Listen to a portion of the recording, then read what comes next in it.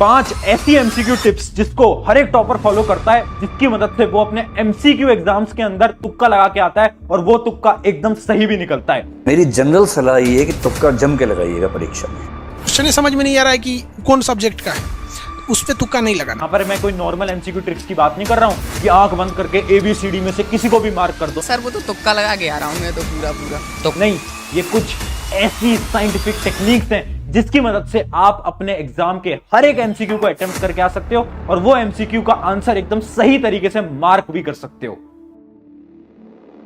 Hi everyone, मेरा नाम है Prashant, mentor of thousands of students. देखो, अगर आज आप ये सोच के आए हो कि मैं कुछ आपको जादू मंत्र बता दूंगा, मैं आपको कुछ ऐसी तुक्का स्ट्रैटेजी बता दूंगा जिससे कि आप बिना पढ़े टॉपर बन जाओगे, ऐसा तो पॉसिबल नहीं है। अगर आप ये सोच के आए हो, इस वीडियो को छोड़ सकते हो, क्योंकि आज मैं आपको साइंटिफिक एमसीक्यू ट्रिक्स बताने वाला हूं।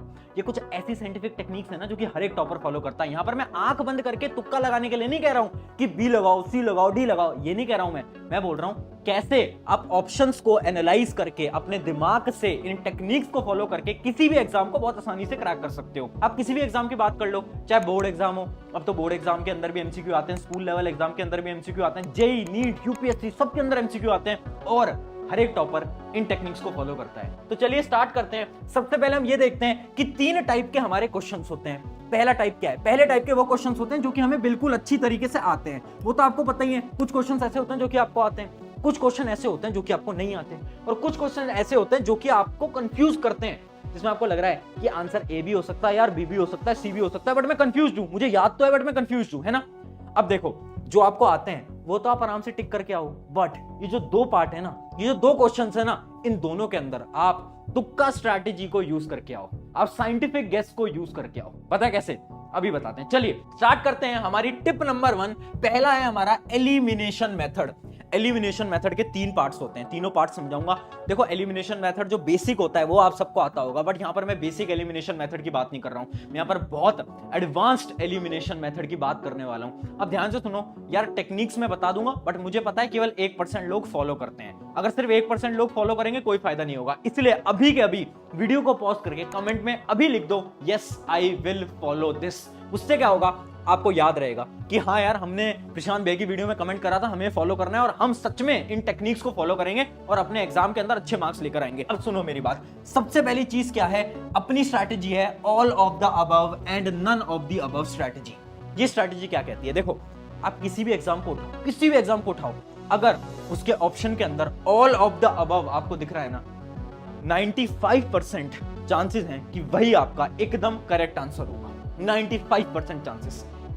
ये हमें कैसे पता? हमने बहुत सारे सैंपल पेपर को एनालाइज करा है, बोर्ड एग्जाम को एनालाइज करा है, जेईई एग्जाम को एनालाइज करा है, नीट एग्जाम को एनालाइज करा है। ऑल ऑफ द अबव हर बार सही आंसर निकलता है, 95% चांसेस है। और नन ऑफ द अबव अगर आपको कहीं भी दिख जाए तो उसकी सही होने की प्रोबेबिलिटी केवल और केवल 10% है। जब भी आपको नन ऑफ द अबव दिखे तो उससे दूर हट जाना, है ना, क्योंकि बहुत कम चांसेस हैं कि वो आंसर हो पाएगा। चलिए अब बढ़ते हैं। ये तो बहुत ज्यादा बेसिक एलिमिनेशन टेक्निक थी, अब बढ़ रहे हैं थोड़ी एडवांस एलिमिनेशन टेक्निक के अंदर, और ये बहुत ज्यादा इंपॉर्टेंट है। देखो, अपनी एलिमिनेशन टेक्निक के अंदर है रिमूव एक्सट्रीम वैल्यूज। एक एग्जांपल से समझाता हूं, बहुत इंपॉर्टेंट एग्जांपल है, ध्यान से देखना। देखिए, जैसे कि एक सवाल है, आप देख सकते हो ये इसके ऑप्शंस हैं, ये है ऑप्शन ए, ये ऑप्शन बी, ये है सी, ये है डी। ए ऑप्शन है 0, बी है 27, सी है 37, ए है अपना 102। अब आपको क्या करना है, जब भी आप एक क्वेश्चन को पढ़ोगे ना, तो उसकी जो एक्सट्रीम वैल्यूज है ना, उसके ऑप्शन की जो एक्सट्रीम वैल्यूज हैं उनको हटा दो।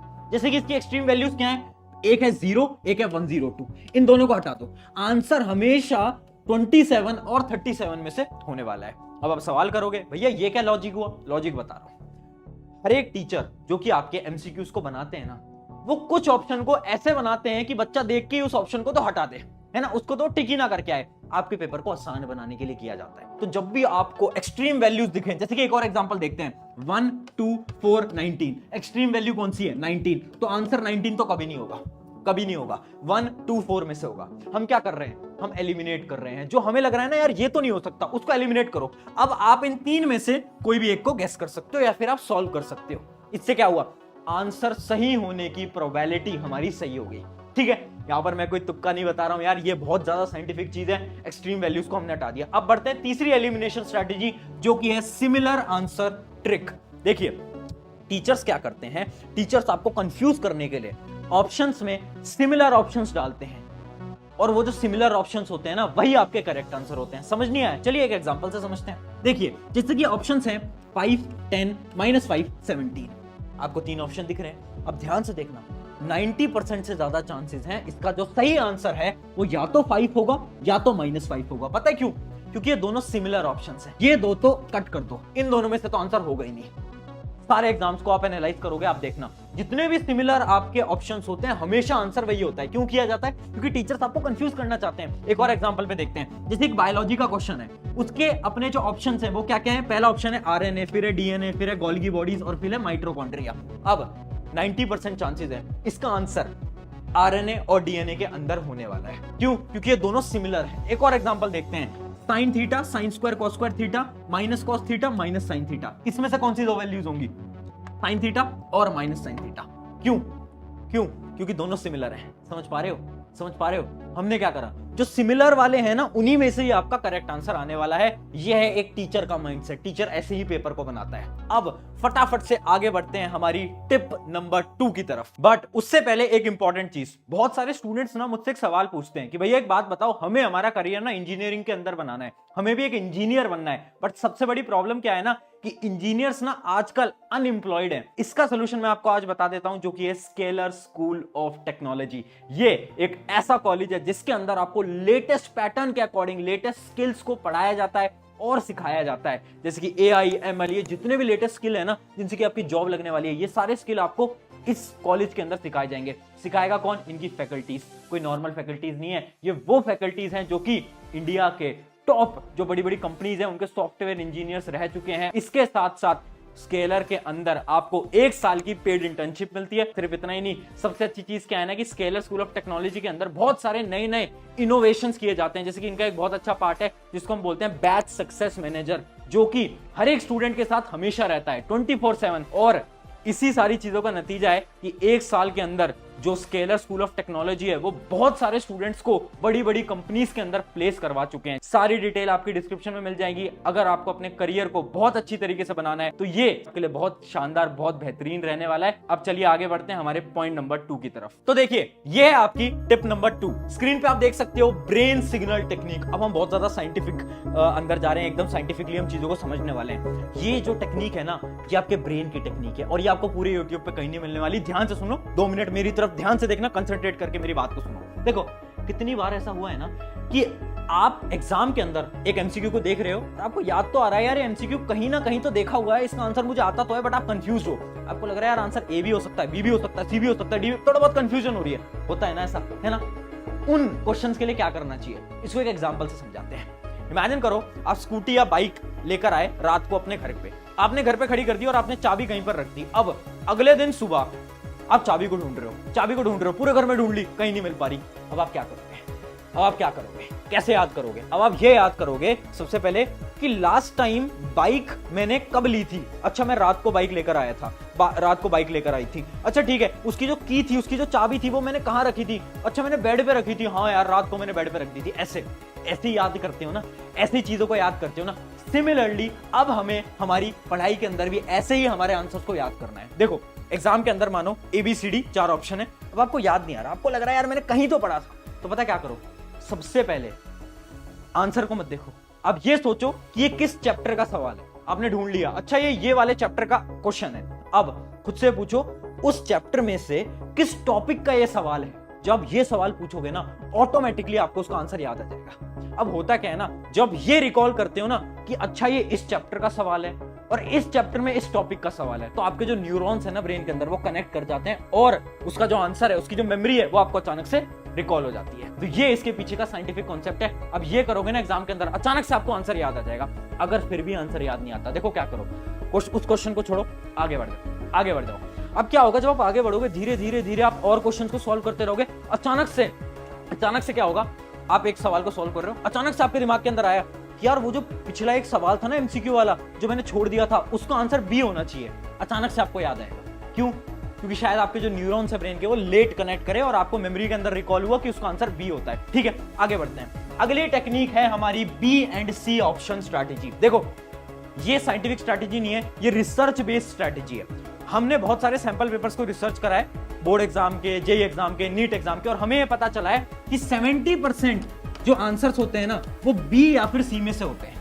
या तो बी ऑप्शन होगा या तो सी ऑप्शन होगा। हाँ, तो इसका क्या मतलब है, जब भी आपको कंफ्यूजन हो कि यार मैं ए को लगाऊं या फिर मैं सी को लगाऊं, तो आप सी को पहले प्रेफरेंस देना या फिर बी को पहले प्रेफरेंस देना। आंसर हमेशा बी या सी में से देखने को मिलता है। भैया इसका रीजन क्या है? इसका रीजन ये है, एक टीचर की सोच से सोचो। एक टीचर ये नहीं चाहता कि आपको पहला ही आंसर जो ए ऑप्शन है, ऑप्शन पढ़ती है आपको पता चल जाए अच्छा ये तो करेक्ट है। एक टीचर कभी नहीं चाहेगा पहला ही ऑप्शन करेक्ट हो, और एक टीचर ऐसा भी नहीं चाहेगा कि जो लास्ट वाला ऑप्शन है आपको मतलब इतना टाइम लग जाए कि आप लास्ट ऑप्शन तक आओ और आपको पता चले अच्छा है लास्ट वाला ऑप्शन करेक्ट है। इस वजह से हर एक टीचर क्या करते हैं ना, बी और सी इन दोनों के बीच में ही अपने करेक्ट आंसर को रखते हैं। ठीक है, ये होती है हमारी बी और सी स्ट्रैटेजी। चलिए आगे बढ़ते हैं। हमारी tip number 4, assertion reasoning strategy. देखिए आजकल क्या हो गया है, बोर्ड एग्जाम के अंदर, जेईई एग्जाम के अंदर, नीट एग्जाम के अंदर असर्शन रीजनिंग बहुत बार पूछी जाती है ना। असर्शन रीजनिंग क्या होती है, दो स्टेटमेंट दी जाती हैं और ऐसे आपको ऑप्शन दिए जाते हैं ए बी सी डी, है ना। जिसमें ए ऑप्शन तो ये होता है कि दोनों स्टेटमेंट सही हैं और जो असर्शन है और रीजन वो दोनों एक दूसरे से इंटर रिलेटेड हैं। दूसरा ऑप्शन ये होता है कि असर्शन रीजन दोनों सही हैं बट दोनों का आपसी में रिश्ता नहीं है, जो रीजन है वो उसका नहीं है। और सी और डी क्या होते हैं, असर्शन इज ट्रू और डी क्या होता है, असर्शन इज फॉल्स, है ना। आपने इन क्वेश्चन को सॉल्व करा होगा तो आपको पता होगा एबीसीडी ऑप्शन होता है। अब इसकी ट्रिक क्या है, इसकी ट्रिक ये है 80% क्वेश्चंस के अंदर आंसर हमेशा ए या बी में से होगा। भैया ये क्या बात हुई, चलिए एक एग्जांपल से समझते हैं। जैसे कि इमेजिन करो ये दो स्टेटमेंट है। स्टेटमेंट 1 है 2 + 2 = 4 और स्टेटमेंट 2 है in addition we add 2 values, है ना। अब आपको पता है कि स्टेटमेंट 1 भी करेक्ट है, आपको पता है स्टेटमेंट 2 भी करेक्ट है ना। तो ऑब्वियसली बात है सी या डी में से तो कोई हो ही नहीं सकता, क्योंकि सी ऑप्शन क्या होता है, असर्शन गलत, और अपना डी ऑप्शन क्या होता है, रीजन गलत। तो भाई स्टेटमेंट तो दोनों सही है ना। अगर एग्जाम के अंदर कोई भी स्टेटमेंट गलत लिखी जाएगी तो बच्चे ना उसको बहुत आसानी से पकड़ लेते हैं। इस वजह से एग्जामिनर्स क्या करते हैं, हमेशा जो दोनों स्टेटमेंट होते हैं ना वो दोनों स्टेटमेंट करेक्ट ही देते हैं। 80% चांसेस है, 20% हो सकता है बट 80% चांसेस है। क्यों? अगर मैं यहां पर ये लिख देता 2 + 2 = 5, हर कोई पकड़ लेता, हर एक बच्चा पकड़ लेता कि भैया स्टेटमेंट 1 करेक्ट गलत है ना, स्टेटमेंट 2 तो सही है बट स्टेटमेंट 1 गलत है, हर कोई बच्चा पकड़ लेता ना।